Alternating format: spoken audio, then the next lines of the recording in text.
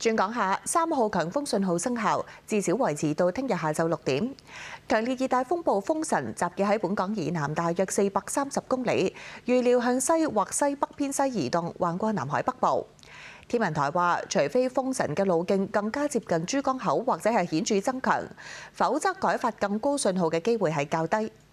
教育局宣布，幼稚園部分特殊學校聽日停課。風神逼近廣東沿岸，加上東北季候風共同影響，本港晏晝風勢強勁，市區晏晝氣溫普遍喺27度左右，夜晚有機會降至大約23度。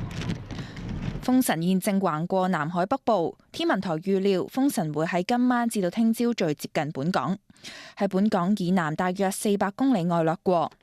嗱，除非風神咧採取更為接近珠江口嘅路徑咧，或者係顯著咁樣增強，否則咧改發咧更高熱帶氣旋警告信號嘅機會咧就比較低㗎。聽晚嚟講咧，咁市區就會去到19度左右，新界就再低2-3度嘅。去到今個禮拜嘅後期咧，就隨住風神遠離廣東沿岸啦，同埋逐漸咁消散咧，咁到時我哋嘅天色咧就會比較明朗，咁日間嘅氣温到時就會回升翻㗎啦。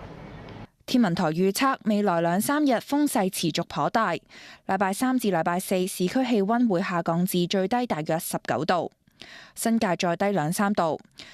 夜晚部分沿岸低洼地區可能會水浸。無線電視記者陳嘉欣報道。而澳門氣象局夜晚7點發出3號風球，預料會喺晚間維持。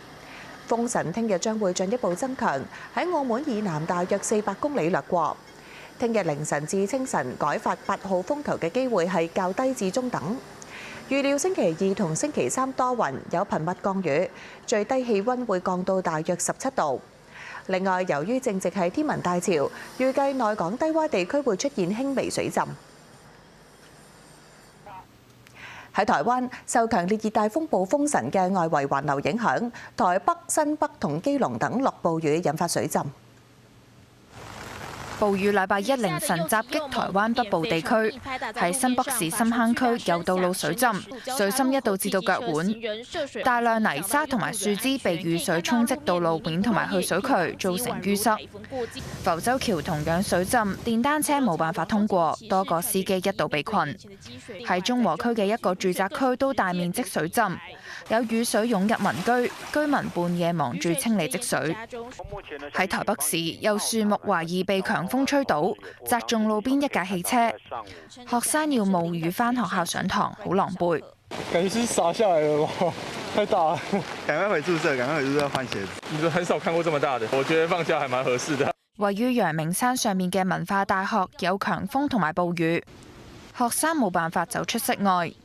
另外喺淡江大學，雨水夾雜泥土不斷衝向斜坡下面，校園有階梯都變成小型瀑布。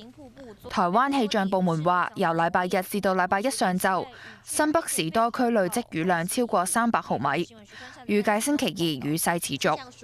無線電視記者陳嘉欣報道。